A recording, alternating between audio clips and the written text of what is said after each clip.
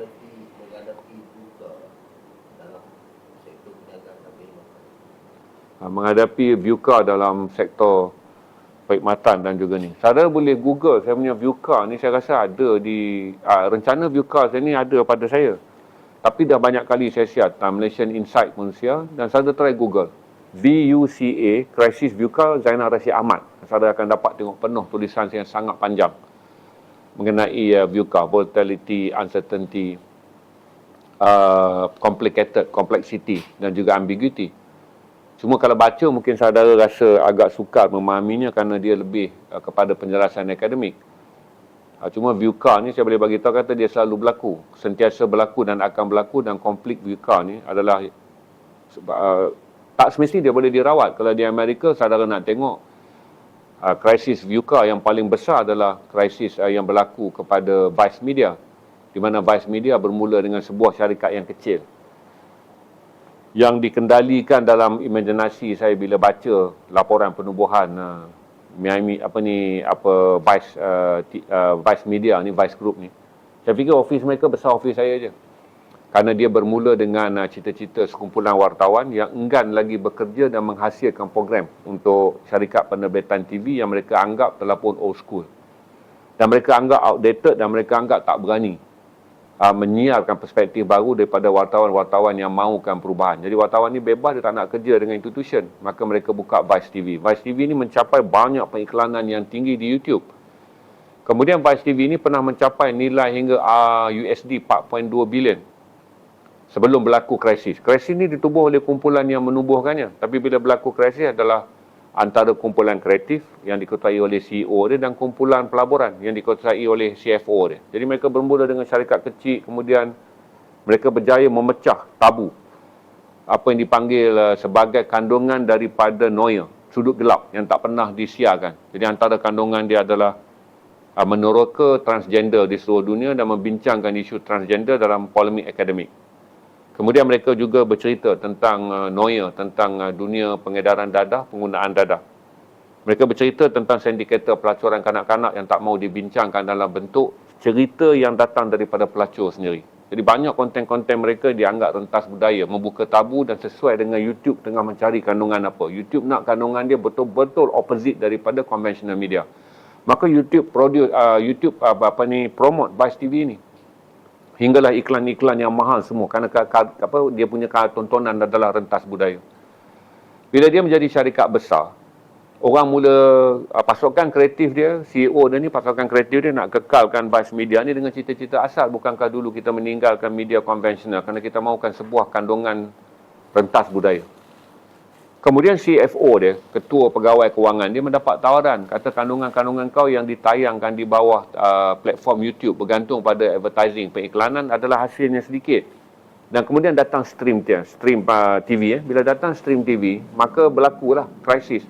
Takkanlah kita nak hidup dengan iklan YouTube sedangkan kita boleh mendapat nilai 7 ke 25 kali ganda nilai komersial kalau kita pergi ke streaming TV, di paid TV. Maka akhirnya syarikat ni berbalah. Bila berbalah, pertama kali dalam sejarah Amerika, mereka panggil accountant. Dipanggil sebagai human resource accountant. Yang masuk untuk accountkan pasukan mana nak diselamatkan. Nak buang pasukan kreatif yang diketuai oleh CEO ataupun nak buang pasukan komersial yang dikuasai oleh CFO. Dan akhirnya Vice Media ni buat keputusan berdasarkan laporan apa yang dipanggil sebagai human resource accountant. Dia buat penilaian. Tidak melihat kepada duit, tapi kalau nakkan jadi Vice Media ni kekal dengan value dia 4.2 bilion USD, dengan rentas potensi syarikat tu tumbuh dengan begitu pantas, maka mereka buat keputusan kekalkan pasukan kreatif kerana content is king. Tapi bila pasukan kreatif ni kehilangan CFO dia pula, yang sebelum ni supportive. Ingat waktu mereka membina perniagaan, CFO dengan CEO ni kawan. Cuma masalah mereka adalah bagaimana nak menambah keuntungan platform. CEO ni masih kata jangan pergi pada platform berbayar, nanti konten kita tak dapat rentas budaya. Kita bekerja balik di bawah institusi yang mahukan kandungan-kandungan komersial. CFO dia kata pula value syarikat tak akan berkembang. Sekarang kita dah capai USD 4.2 bilion daripada syarikat yang sebenarnya kurang daripada 4 juta USD ketika kita mulakan. Jadi konflik mereka bukan konflik pengurusan. Konflik mereka adalah untuk expand perniagaan. Maka bila accountant masuk dan dia buat penilaian, dia kata selamatkan pasukan, content is king, chief finance officer boleh dapat je. Maka mereka dapat CFO baru yang akhir tak memahami pula kerja pasukan lama. Kerana CFO lama ni dia ada background kewartawanan, dia ada, ialah kalau mula kedai kopi ni tuan-tuan, kita akan berbincang dengan semangat. Tapi bila kita dah sampai ke lobi hotel, kejayaan kita dah jadi tinggi, kita mula berbincang pula tentang bagaimana nak meeting dalam jet. Berarti kemahuan kita untuk mengembangkan perniagaan, berorientasikan keuntungan, tak pernah ada batas. Dia boleh membunuh cita-cita dan kekuatan asas sebuah syarikat. Ada syarikat tuan-tuan, dia akan musnah kalau dia berkembang dengan nilai kewangan yang besar. Kerana semangat perniagaannya hilang. Macam cerita Vice Media kenapa hari ini menjadi muflis dan terus hilang daripada peta penghasilan kandungan adalah kerana isu ini. Pelabur memberi gambaran syarikat boleh berkembang 7 kali lebih besar daripada saiz kewangan yang ada. 7 kali 4.2 bilion, kita baca syarikat ni adalah syarikat hampir 35 bilion USD. Menjadi syarikat besar kalau nak listed waktu tu. Tapi syarikat yang semangat kandungan, dia kata kita masih boleh hidup tanpa menjadi streaming content. Kerana streaming content orang kena bayar tengok kita. Sedangkan kita nak sekarang masyarakat mendapat lebih banyak kandungan rentas budaya yang tak disiarkan oleh media konvensional. Tak apalah, dah buat accountancy, dah buat, buanglah syarikat tim CFO yang dianggap sebagai taklah begitu bernilai. Kerana Vice Media adalah content driven. Jadi bila Vice Media dapat pula accountant betul ganti, accountant baru, dia tak ada semangat lah nak faham kenapa kosnya begitu mahal, kenapa, kerana dia datang daripada background yang tak ada semangat memahami kerja kewartawanan. Dan akhirnya syarikat ni muflis. Hilang, lenyap. Daripada apa yang dipanggil dalam sejarah media, pertumbuhan yang paling pantas. Kandungan yang paling tinggi ditonton ketika YouTube mula beroperasi. Malah orang tak boleh cerita YouTube tanpa bercerita kata mereka adalah penonton Vice Media. Jadi bila datang volatility ni, volatility tak saja datang kerana syarikat mengalami krisis keuntungan.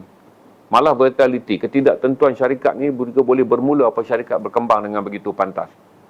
Jadi bila ada volatility, CFO gaduh dengan CEO, maka dia menimbulkan masalah dan membina blok dalam tu. Sebab tu bila accountant masuk, dia terpaksa buat audit untuk lihat mana yang lebih selamat.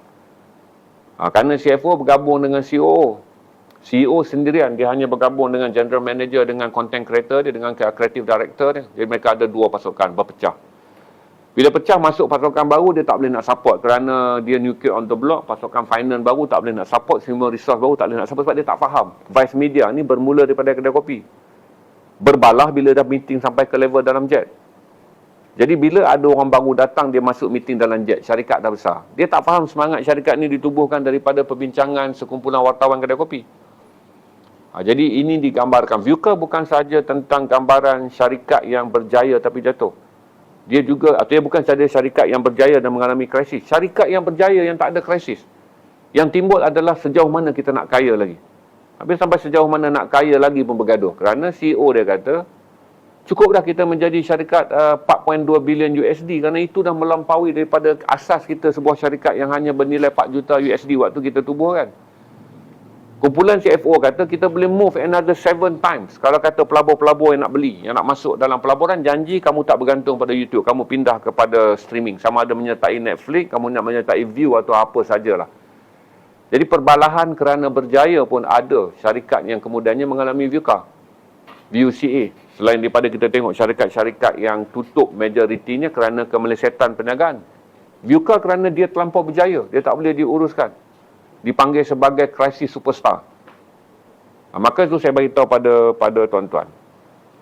Pertama kita tahu dulu apa erti VUCA. VUCA ni bermula dalam istilah perang. Dalam istilah yang digunakan oleh Akademi Perang di Amerika Syarikat pada tahun 1960-an. Pada waktu tu alat komunikasi dan alat tinjau tak besar. Dalam sistem apa yang dipanggil sebagai serangan tempur darat bagi operasi menyelamatkan. Kerana Amerika banyak menghantar pasukan komando dia ke zon-zon tertentu untuk menyelamatkan krisis. Maka mereka membina apa yang dipanggil sebagai analisis daripada war room. Jadi bayanglah kata dia nak masuk satu bangunan, ada tebusan Amerika. Kita ambil contoh waktu mereka nak membunuh Bin Laden. Dia aturlah strategi. Jadi strategi itu kata bangunan ni saiz dia macam ni, berapa tingkat, tebusan dipercayai berada di tingkat 2. Kemudian kekuatan pasukan lawan ni daripada tinjauan pasukan ranger kita ada 20 orang. Mereka ada 2 GPMG, ranger punya maklumat. Maka semua maklumat ni balik ke war room. Maka war room menurunkan kontijen. Kerana dia kata hanya ada 20 orang. Maka kontijen yang dihantar, komando berskuad tinggi mereka hantar 10 ke 12 orang.